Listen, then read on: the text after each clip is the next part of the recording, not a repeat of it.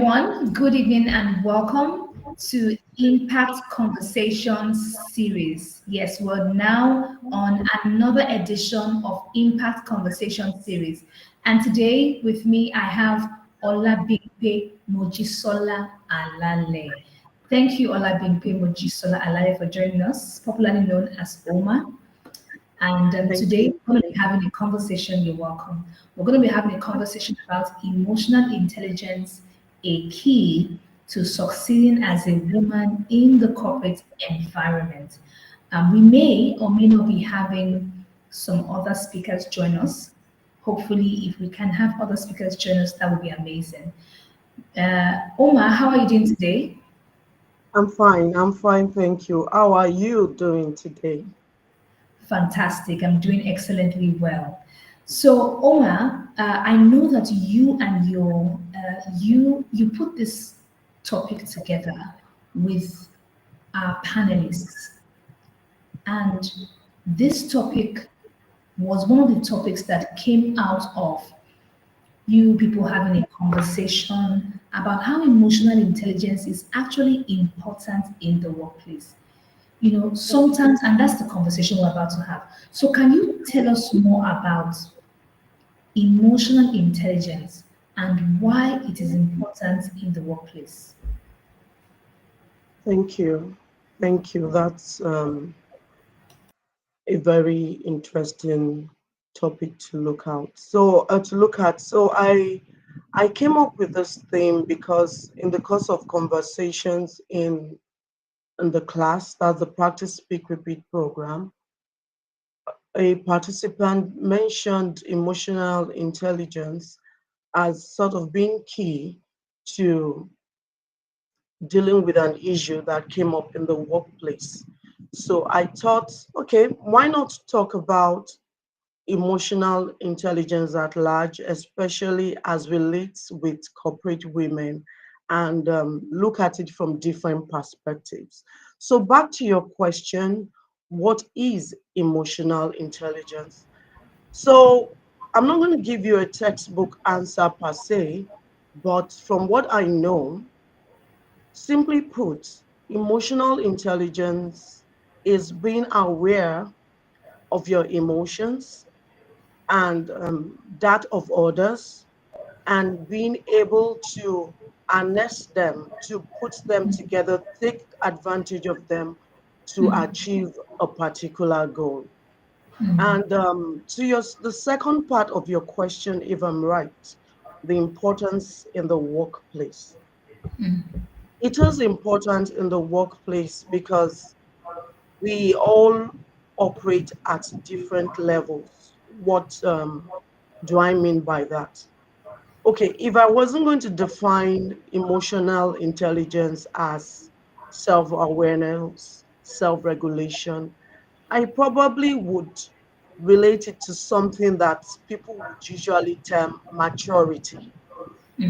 Maturity. And there's a need for maturity when you're dealing with people because we all are operating at different levels when it comes to being aware of what we are capable of emotionally and also being also managing our emotions. So it's important, its importance is in our being aware of it and how we can take advantage of it to get the desired goal that we want when working with other people in the workplace. Thank you so much, Omar. Yeah, you said we're all at different levels of maturity, and sometimes interpret emotional intelligence as maturity. And sometimes people are not, they don't understand the weight of emotional intelligence in the workplace. I feel like a lot of people think that the workplace should be very transactional. Like, this is what I need to do, I've done it, I'm gone. This is what I'm supposed to do, I've done it, I'm gone. But they don't realize that they're having interactions with people, with human beings. And human beings are not, we are not wired to be transactional. We are wired to be relational. So when we focus on being transactional, we end up having very lifeless and unmeaningful connections at work. So, and I guess I feel place we have emotional intelligence is I think I don't I don't want to know what is going on with you. I don't want to know on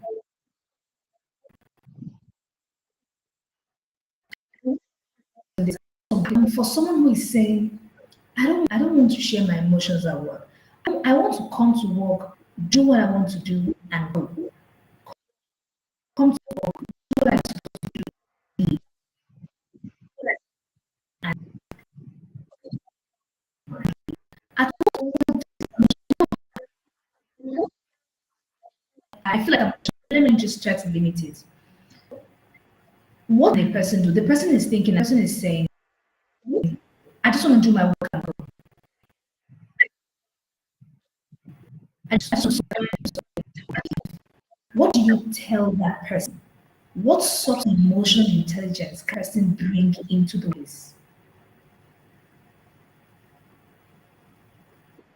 Okay, so the last thing I heard you say is someone is saying, okay, I just want to come to work, do my bits, and go.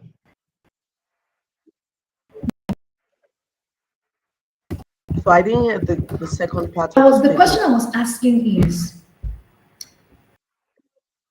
people people that all I want to do is do my job and leave. I've done it, I'm leaving.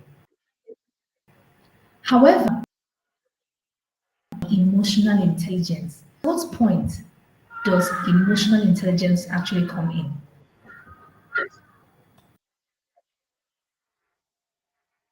Okay, so when it comes to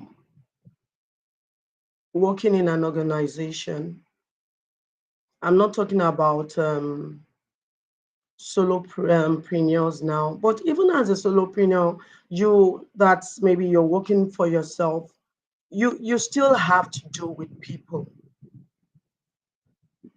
If you existed alone and you alone were HR, you alone were admin, you alone were operations,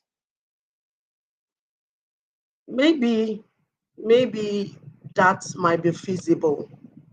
But to say that you come into an organization and you just want to do your bit and that's it, I don't think it's possible.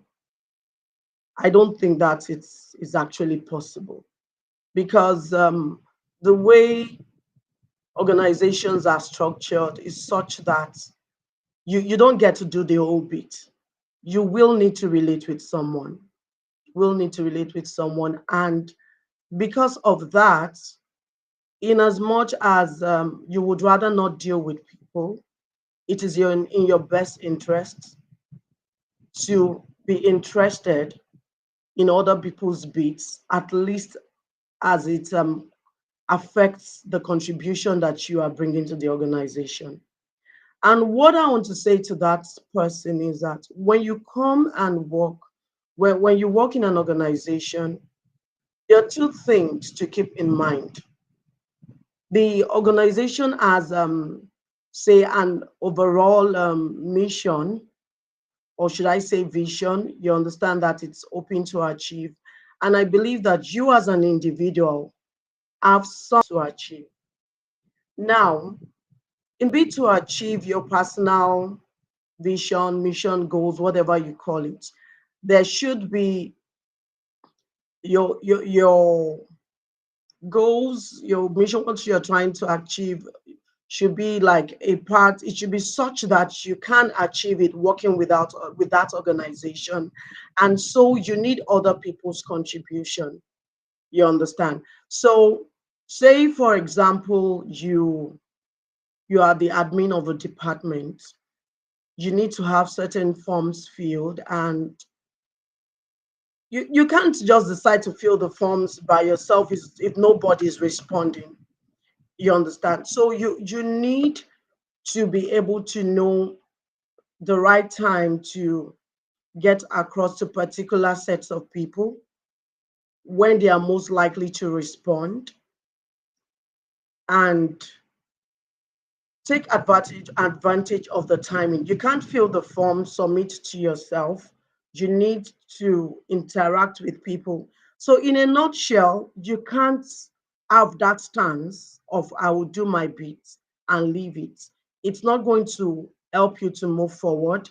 It's not going to work well for the overall vision or mission of the organization. Thank you so much, Omar. We cannot, we're not working in silos. It's not We're not possible. working, yes, we're not working in silos, essentially. And so, like you said, we can't fill the forms by ourselves. If you fill the forms by ourselves, then, I mean, there's no need to work with anybody. And there was something I said earlier that I think we should spend a little bit more time on. Human beings are relational and not transactional. And a lot of times I feel like there's a thin line between professionalism and being transactional. I feel like, yes, we should keep it professional, but at what point do we now say this thing is now too transactional and it's not relational? Because I'm seeing a scenario where people are working with others. People are working with others, and they feel, you know what, I'm just going to do what I came here to do. But the people that we are working with, they have families, they have lives, they have emotions. They have, in fact, people need to feel a certain way when they are working with you, right? So I feel like if we do not pay attention to the relationships that we are building at work, if we don't nurture them the way we would nurture any other relationship outside work, maybe it's not the relationship where you buy the person flowers or you take them on dates. That's absolutely not the relation. That's not how it's going to be. But there has to be that version of nurturing work relationships. So I think the question we're getting to now is how do we nurture work relationships in a way that we are not overlooking people's emotions. We're not overlooking the fact that we're dealing with human beings. How do we nurture work relationships in a way that is professional and still healthy? I think that's a brilliant question for us to attempt to answer. What are your thoughts around this, Omar? Okay, so nurturing workplace relationships. Mm-hmm. I like the fact that okay, you put a boundary around it, Mm-hmm. because in as much as we have said that okay, you can't come to work and just say I want to do my bit and go. Mm-hmm. Um, People don't necessarily want to come to work and then tell everyone the details of their personal life. You don't. You're not necessarily, possibly because of past experiences, you're not necessarily at work to make friends. So while you should nurture workplace relationship, there can still be boundaries. And I believe that it all still starts with awareness. So you join an organization and you notice that okay, this particular person, every time you come in and you greet, the response is not always warm. There could be a temptation going forward not to say hello, but it might not be the best. There might be a need to like, okay, find out why, not necessarily by asking. You could be like, okay, I'm saying hello to you, and if really it is not very important, I wouldn't like to say, okay, stop greeting the person, but you might need to make adjustments and know that okay, the person is fine. maybe greeting he or she can do without. You understand? And Mhm. you in nurturing people, you need to try to understand them first. You understand what do they like, what don't they like, um, how do they want to be addressed. In working with people, I've come to understand that we, we directly or indirectly teach people how to relate with us. Mhm. What do I mean by that? Okay, so you that's someone that when you come in, the person slaps your back and then you smile and then you go and sit down. You've taught the person that it's okay, it's Mhm. fine, even though you've not opened your mouth to speak. But then you walk in and someone slaps your back, hey, how are you? And you give a cold stare. A message has been passed across. You Mhm. understand? So Mhm. in nurturing relationships, we need to watch out for signs. That's part of the awareness we are talking about.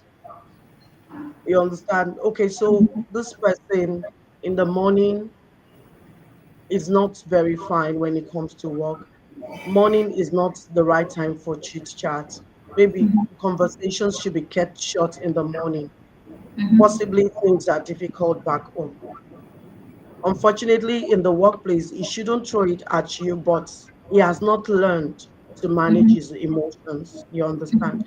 So, in Mhm. nurturing people, we need, first of all, to take time to notice them, notice what they like with regard to the workplace. It's really Mhm. not your business. The person doesn't like pounded jam. He prefers you are not a restaurant. You're not there to serve. You understand? With Mhm. regards to workplace. Okay, so you try to notice their work ethics. You have a colleague that once it's 5 o'clock, you send a message is not going to get done. You understand? So you notice that and you try to make adjustments. Of Mhm. course, in the course of working with them, building a rapport, you might be able to like make a request of them. Okay, I want an exemption once in a while to Mhm. this, but then you have created a rapport. In a nutshell, you need to be socially aware, to be aware of your colleagues' work ethics, and Mhm. then from there you know what to take advantage of, what Mhm. not to do, and Mhm. I believe that would help in your relationship at work. Thank you so much, Oma. From what you've said, we need to understand our colleagues' work ethic so that we know what to take advantage of, where to draw the boundaries and things like that. So I think that's a beautiful one. Personally, I'm very relational, or I can be very relational. I like to have I like to interact with the people that I'm working with. I basically want to know this person, right? I find it a bit uncomfortable to be very transactional, right? However, I had to learn how to, put a healthy balance in between it because I just want to have fun with the person I'm working with. Now, so I'm gonna lean towards being relational. I'm gonna lean a bit towards being relational. So how I've decided to start to work at it is even though we're keeping things professional and we're saying, oh, this is what we're meant to do, this is how we're meant to do it, because of course, the reason we're all together working is to achieve a certain goal. Behind that is us saying, I'm working with a human being and I just want to know how you're doing. And, and there is this saying that before you, I can't remember the exact saying, but I think it's before you ask for help, you have to give a helping hand yourself, right? So before you ask for help, you Yeah. have to give a hand help you. So it's not necessarily like you're asking the person for help, but we're saying that before you can get someone to open their heart to you, you have to somehow also try to connect with them. And I heard you use the word build a rapport. So essentially, I feel is to build, is to communicate to the person, I care about you. Yeah, I care about what happens to you outside of work. I think for me, that's essentially what I'm trying to communicate. Yes, we're here to do work together. Yes, we're here in an organization. Everything's going on to you out of work. I can't, we can't, I mean, I would love, if you let me, Omar, I would love for us to sit down and we are all gisting and we are all catching trips and we're having fun. And I can't do That would be it. nice.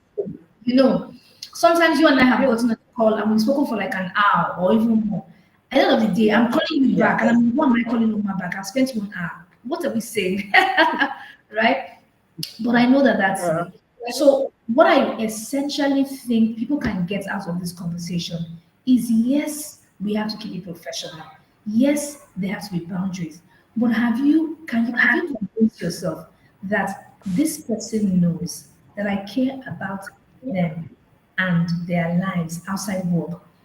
That care could be in form of I think on our last call, I was asking you guys how you doing. Like I was just Yes. thinking, I'm Yes. like, we're in the month of June. People made what's that thing that we do at the first of the New year? Year resolutions. We make thank you. We do New Year resolution. I want, you know, all the, I want to write a book. I want to travel to America. I want to, whatever it is, want to do. I want to marry by 22. We do all of those New Year resolutions. And now we are in, and I was doing it for myself about it, and I said, oh my God, we're already in June. How much of all the things I said have I done? And I started to think about the people around me, and I said, how are they doing? Have they done it? And if somebody needs to remind them, I feel like it should be me. So I said, oh guys, how you guys doing? How far with your new resolutions? Let's talk about it.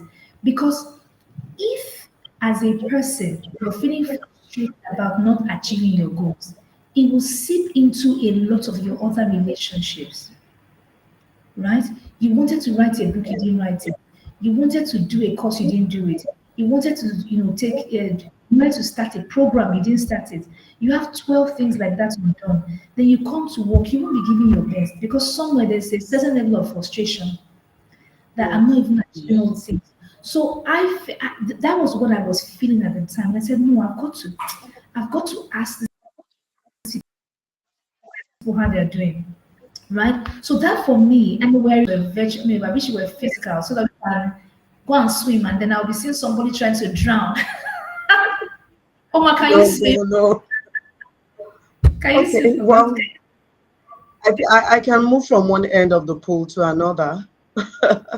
I can go underwater. I don't think I could swim to save my life, but Wow. All I right, but think Oma, you I make it could sound as if spend you can a swim. minute. Oh, but that's fine. That works. I can play in the water. Yeah. That works. You see. So I wish we were together. I wish we're all because we're a remote team. Everybody is in different parts of Nigeria. It'd be nice, right? It'd be nice to have fun, to bond, because essentially human beings are relational.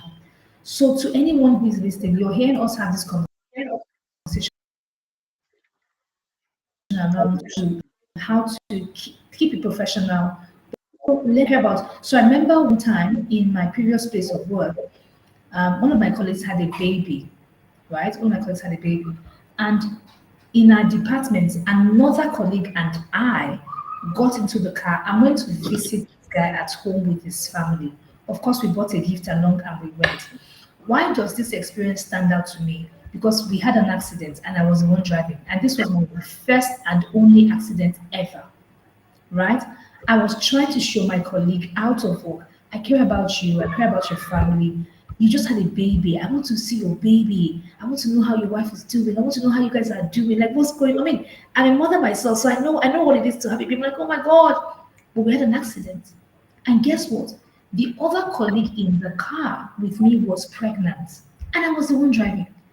Wow. And so, yeah, it was a lot of, I don't want to say a lot of chaos, but so much had gone on. But when I visited the guy at home, please, for context, it was naming ceremony, so I didn't go and visit the guy at home. For context, please. When my colleague and I visited the guy at home, And then we visited, we met everybody else, we met his family members, everybody else was there, grandma, sisters, aunties, uncles. When he got back to work, it felt like we're a family. You see, and we're able to also tell him about the accident. Oh my God, you won't believe what happened on our way. That was us trying to Right. build a, yeah, what did you say? Trying to bond, build a rapport. Yes, build a rapport. Let him know that we care about you so much outside of work, that we care about what happens to you and to your wife and to your children. Until today, we still talk. I've left the organization since 2017, but we are all still connected. We still talk. And when we do talk like friends. And those are the kind of relationships. And you said something, Omar, which is what I think we should also pay attention to. You said sometimes we may have been burnt in previous relationships. Yes. So because of that, we don't Trauma. want to, yeah, trauma, yeah? And because of that, we're like, please, I'm just going to do what I So we've do. developed trust issues. Yeah, a lot of We've trust developed issues like trust this. issues. Yeah. Uh, our walls are up because you want to protect yourself. You don't want anyone taking advantage of you. Mm, So I believe that's one of the reasons. It's not all the reason. mm, Some people, well, human nature generally is basically selfish. Some people are, but so when you feel like, okay, and probably because of the information you've had access to, well, people are like, don't kill yourself, work will continue and all that. So you want to tread carefully, and mm, you're like, it's just basically the trauma from past experiences, the lack of trust, you understand, and you wanting to protect yourself. Okay, this is not my workplace, especially if you feel like you can't see what's in it for you. Back to that human nature. Let me not call it selfish. So mm, if it looks like what you're doing is all there is to it, there's no mm, hope of something higher, then why mm, put more effort? mm, You mm, mm, understand? The mm, last person that put this much mm, effort, where is he mm. now? You understand? So Yeah. you don't want to get too deep. You don't want to get to know anybody. The last person you tried trusting in the last organization where you worked snitched on you. So you want to be more careful here. So I Mm, think those are some of the issues that people have that could affect making effort to nurture relationships, the needed relationships. mm, But mm. I'm sorry, I hope I'm not going ahead of No, myself. no, absolutely not. But Absolutely not.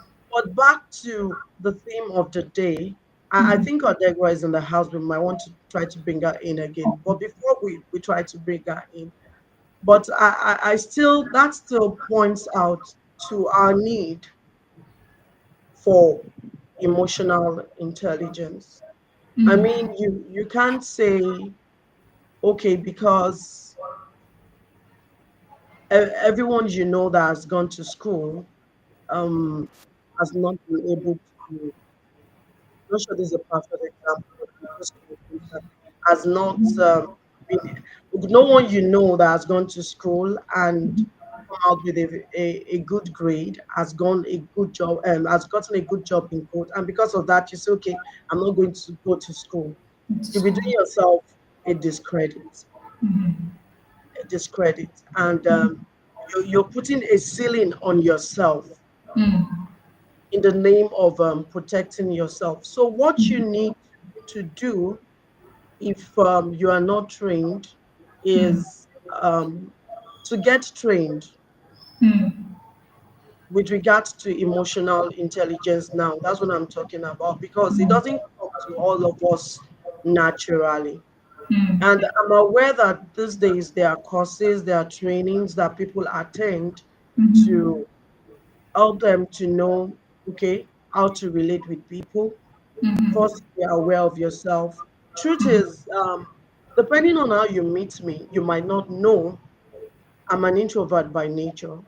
Mhm. If you meet me at my excited stage, you might be um, You might be tempted to think that, oh, she's an introvert, but I'd rather might be in my space, and you understand.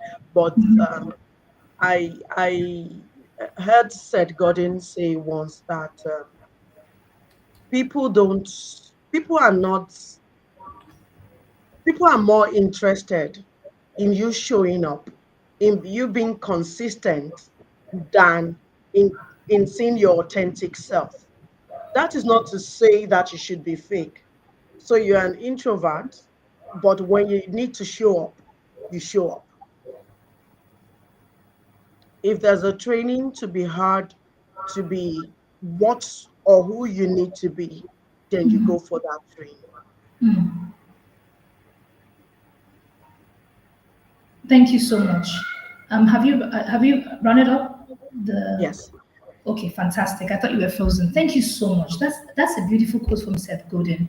People are more interested in you showing up than in you being your authentic self. So while you're busy worried about I'm an introvert, I'm an extrovert, I'm an ambivert, whatever, just show up. Like show up. Be consistent. His word was be consistent. Let's Yeah. be consistent at that thing that you want to be known for. It Mm, doesn't matter if, okay, you've had a trauma, you've people don't really want to see the background. So the mm, onus is on you to work mm, at healing mm, and learning all you need to learn mm, to show up as mm. who you want to be. Thank you so much.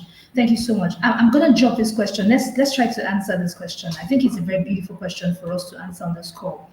How can women in leadership roles use their emotional intelligence to build strong relationships and effective teams? I'm going to try now to bring Odebuwa in and see if her uh, microphone can support this. Odebuwa, can you please say something?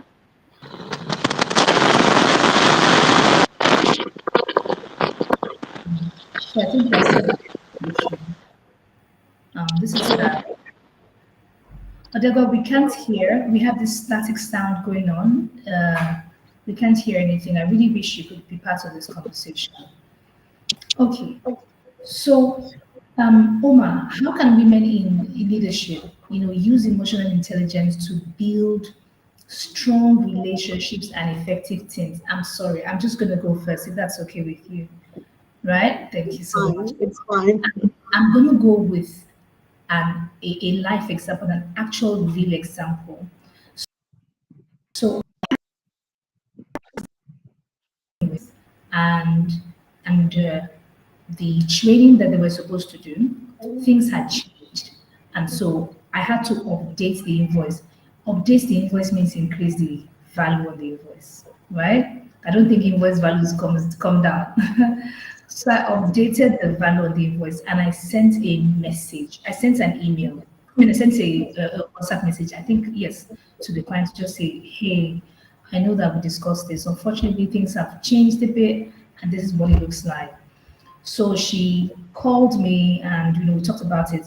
But when she dropped the phone, I was going to send the updated invoice, and then I just stopped everything I was doing on my system.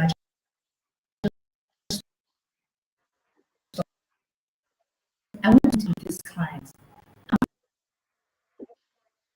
I picked up my phone, I called the client, and I say, I understand that this is beyond your budget. I want us to work together. What currently can fit into your budget?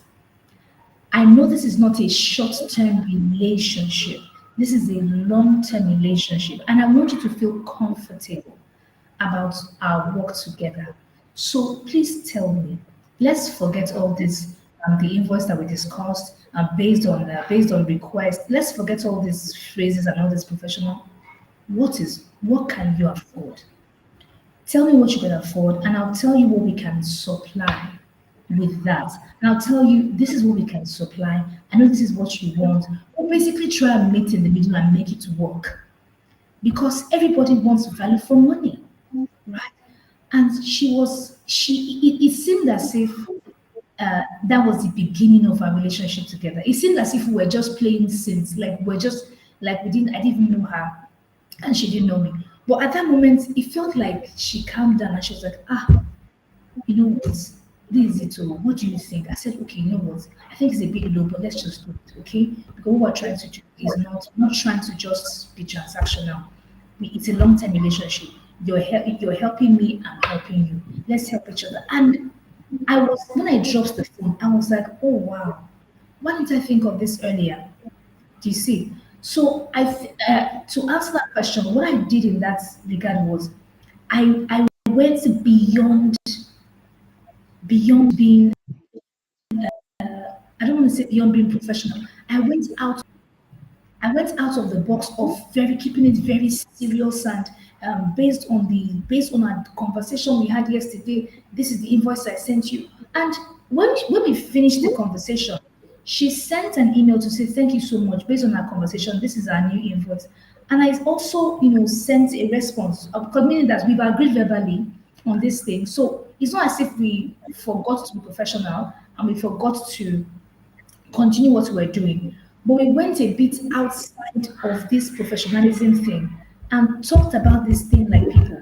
Now, the reason I'm sharing this is because you can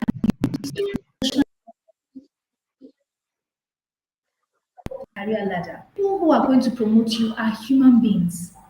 We say there shouldn't be nepotism. There should be people should be objective at work. We shouldn't just promote people we like. But everybody likes to work with who they like. Even when you are doing excellent work, if they don't like you, they are managing. So it's not as if they shouldn't. It's not as if you shouldn't be great at your job. Or however, are you likable? Are you going out your way to build relationships? Oh, I'm going to hand over to you to try to answer this question because I think I'm saying a lot. So please, and Okay, I think so yes, please talk to me. okay, so I believe that a lot of times words are contextual. Mm, Words are contextual, and though I've heard you try to separate transaction from use it as relational. a separate word from being relational. Mm, But simply put, I would say having a transaction is having an exchange.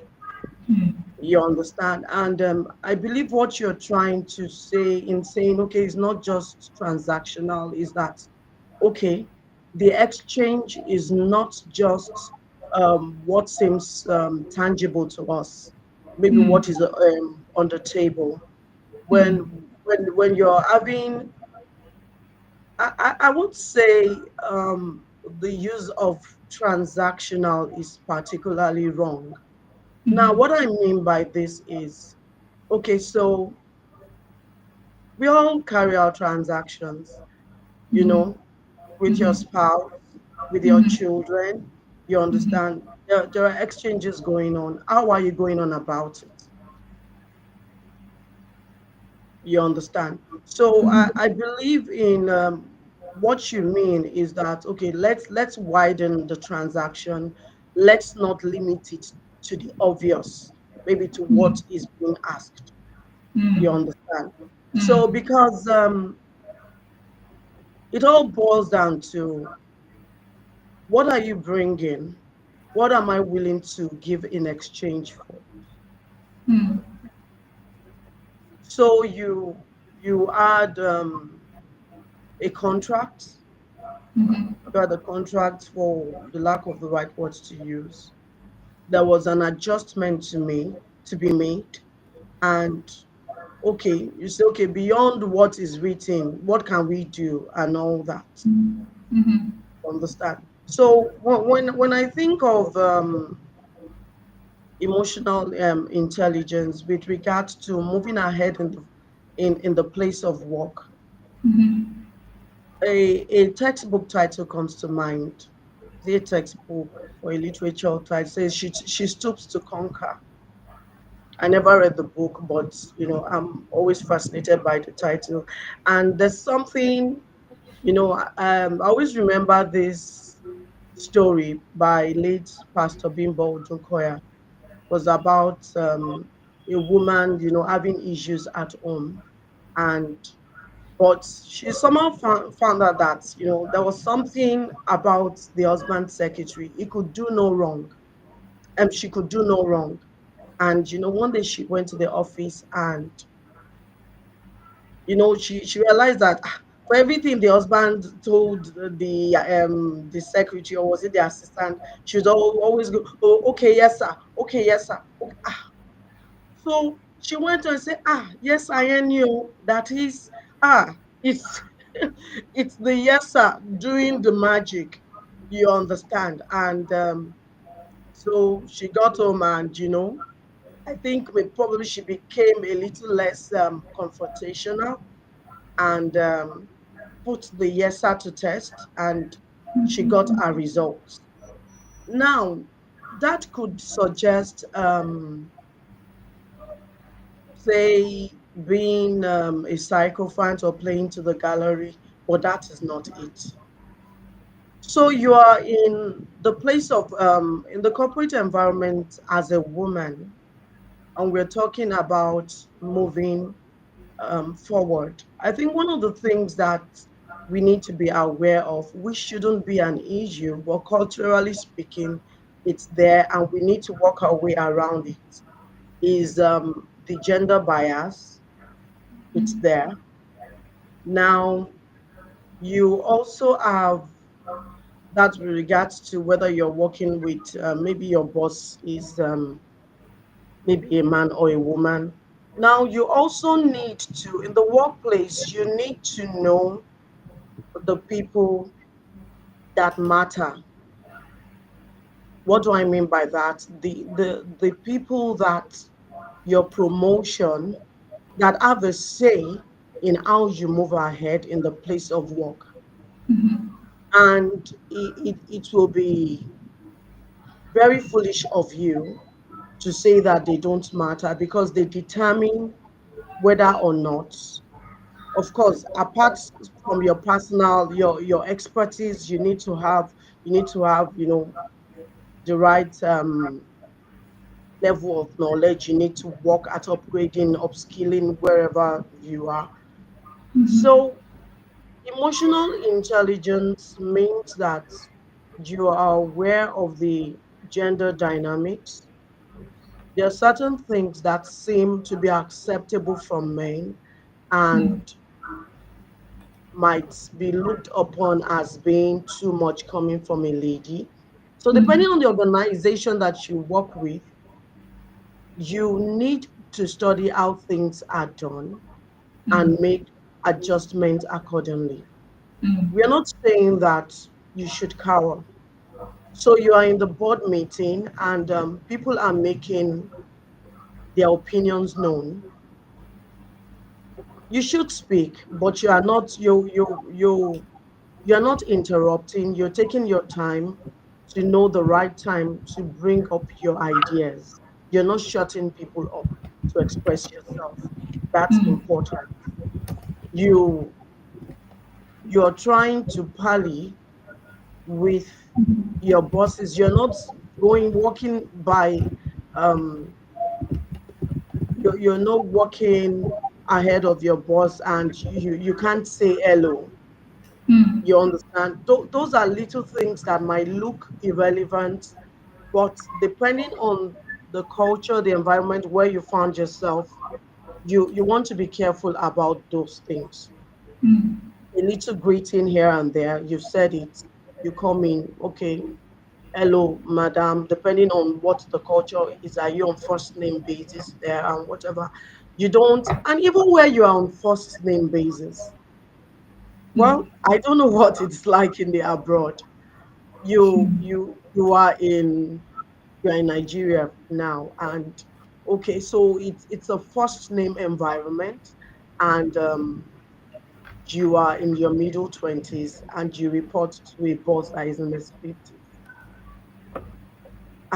Well, I don't think it's emotionally intelligent of you to just go. You want to look for a nickname. You want to look for some initial. You want to look for maybe the title. You understand? It's not you being um what's the word now? Is he old fashioned?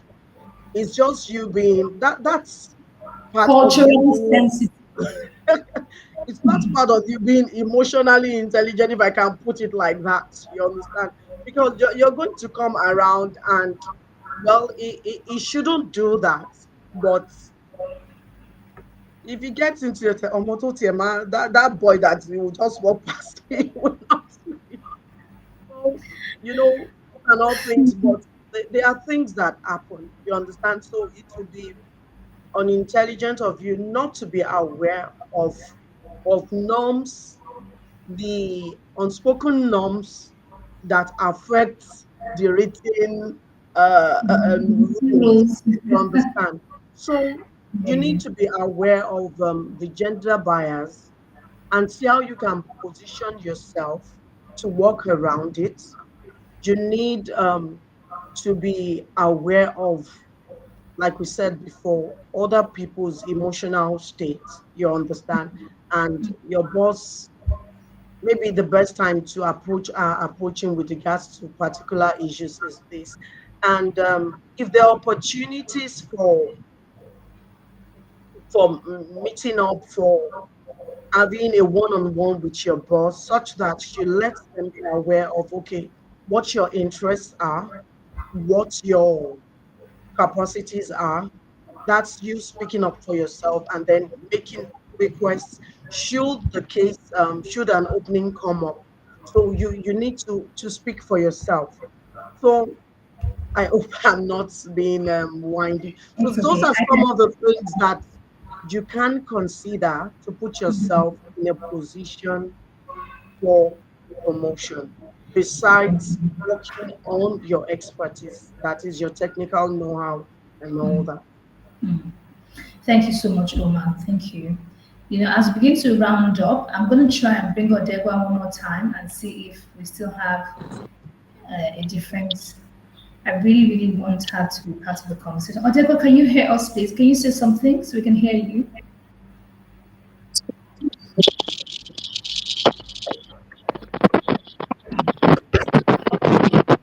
I think it's still the same thing. I think it's still the same thing. Okay, Odegwa, it's still the same thing. Unfortunately, she's not clear and she's been on the call. Odegwa, I want to say thank you. Thank you for coming. Thank you for staying. Thank you for trying. I know that next time it is going to be better. Perhaps if you join with a laptop, next time it'll be better, or maybe another device, it should be better. But thank you so much for showing up. Just as Omar said earlier, showing up is one of the ways to advance in anything that we do. And you showed up. I want to say thank you for that. Unfortunately, we couldn't get you on because of the sound, but I know that will be fixed later. So, Omar, let's give our last I'm going to say last words since we're not going to die anytime soon. But let's give, maybe one or two things you want to tell the audience as we wrap up. So, what would you like to say to the audience as we wrap up? What is one thing you want to say to the audience as we wrap up in about a minute or two? Okay, so what I want to say is that there's a lot of advantage in getting trained emotionally if you are not. There's a lot of advantage. These days, there's a lot more talk about emotional intelligence than just is it the intelligence quotient now? And one thing it does for us, at the risk of repeating myself, is make you aware of what your strengths and your weaknesses are emotionally, and how you can take advantage of it such that you're able to find a common ground with the people that you work with to achieve your desired goal in the place of work. And should you find yourself lacking in this regard, there are courses. Unfortunately, I do not no platform comes to mind. Maybe the Present Rights Academy will look into it soonest if we don't have. Although I think we have a model on that. Am I right, Coach? In the intentional professional Something, yes, something. mentorship. Yes. program coming up. So Yes. you want to consider you can be trained. Mm. We can be trained to be emotionally intelligent, and you should get trained in that regard to improve your Yes. chances of success at work. I'll just put it at that. Thank you. Thank you so much, Omar. Thank you. And I also want to give a shout out to all those who are speakers, are panelists who were also supposed to be here. I know some of you had to cancel because you had conflicting engagements. We sympathize and we know that you will be here next time. You'll be here next time that we're having these conversations. We really, really, really wanted to have you, but we know you had conflicting engagements. And finally, as I round up, I quickly wanted to touch on emotional fragility, on fragile people that have very fragile emotions. So I really do feel like we are beginning to build a crop of people that are emotionally fragile. And when I say fragile, I mean they can't withstand a lot. So people are going to say a lot of things. People are going to do a lot of things. The people are just going to do what people are going to do. But we have to say that we're not going to be reactionary, right? We're not going to react to what people do because when we react, then people are controlling us, right? But when we say, this is who I am and this is how I want to show up in my world, then we build ourselves regardless of what people outside do. So I want to just leave this out there for all those who are listening and who are going to work to replay. If you know that you are fragile, things easily hurt you, things easily touch you and make you feel bad. You need to work on getting a thick skin because you live in the world. I didn't say because you work where you work. I didn't say because your boss is the way your boss is. I didn't say because your colleagues are the way your colleagues are. Because you live in the world. If you live anywhere in Africa, specifically in Lagos, Nigeria, if you're driving, you're going to need a thick skin, right? And there's just so much that can come from outside that you need to decide that I'm not going to be so fragile that I'll let what everyone does affect me. So when you take your personal emotions, when you stop reacting to everything and don't take everything personal, it'll be easier for you to go out of your way and be emotionally intelligent because then you're trying to accommodate someone else's emotions. You're trying to see their point of view. So please, if you're listening and things easily get to you, easily hurt you, you really want to do what Oprah has said, go for some courses and decide that you're not going to let things easily get to you. I think that's something that people, the crop of professionals that we're raising these days, I feel like this is a message they need to hear. And Omar, you did a fantastic thing. You talked about the intentional professional program. I think it's a great way to end the stream. The Present Rights Academy is launching the Intentional Professional Program. The Intentional Professional Mentorship Program is for early career professionals, people who are 20 to 35, who are just starting their careers or somewhere in the middle and need some form of chip or hand holding. And we're going to discuss topics like goal setting, communication, emotional intelligence, leadership, financial literacy for that level. We're discussing it all because we want more female professionals to succeed. And when we say succeed, we want you to get to the top of your career and not just be, at the bottom struggling for, some odd jobs.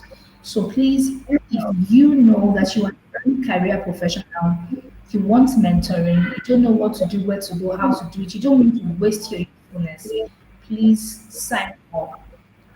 Once you come to our Instagram page and you send us a DM or you can drop a comment on this video, we will respond to you. If you're watching on YouTube, please also comment.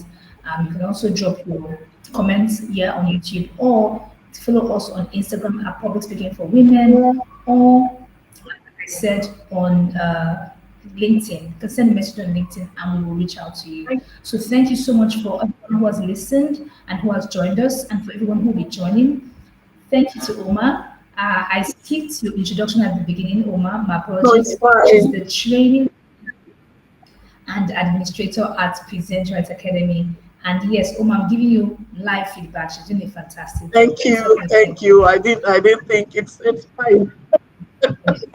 work. So thank you, Omar. Thank you, Odegwa. Thank you to everyone who watched and who listened. God bless you and see you next time.